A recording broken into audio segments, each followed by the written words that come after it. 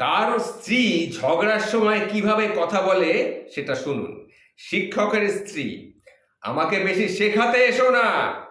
অভিনেতার স্ত্রী বলে, আমার সাথে বেশি নাটক করতে এসো না। পাইলটের স্ত্রী বলে, বেশি উড়ো না, বুঝলে, বেশি উড়তে চেও না। আর ধোপার স্ত্রী বলে, একদম ধুয়ে দেব, বলে দিলাম এই কথা। আর ডেন্টিস্টের স্ত্রী বলে, এক থাপ্পড়ে তোমার সব কটা দাঁত আমি একেবারে ফেলে দেবো, বুঝতে পেরেছো?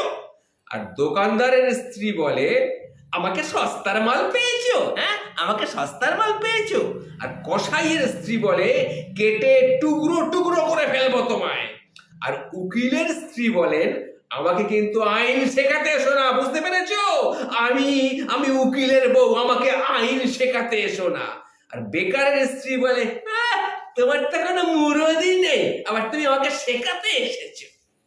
কৃষকের স্ত্রী বলে, এবার বোঝো, কত ধানে কত চাল, বুঝেছো? ধান ঝাড়ো আর চাল বের করো, বুঝতে পেরেছো? এর বেশি কিছু করতে চেও না। আর ইঞ্জিনিয়ারের স্ত্রী বলে, মেরে আমি তোমাকে বালি চাপা দিয়ে দেবো। আর সাংবাদিকের স্ত্রী বলে, বাড়ি এসো, আজ তোমার খবর নেওয়া আমি বের করছি। আর জেলের স্ত্রী বলে, তুমি বাড়ি এসো, মেরে তোমাকে শুটকি মাছ বানিয়ে আমি রোদে শুকোবো, বুঝতে পেরেছ? বাড়ি এসো আজকে।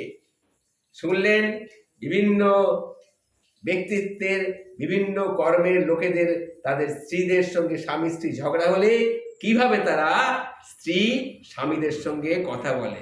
শুনলেন তো? নিশ্চয়ই ভালো লেগেছেন। নমস্কার বন্ধু।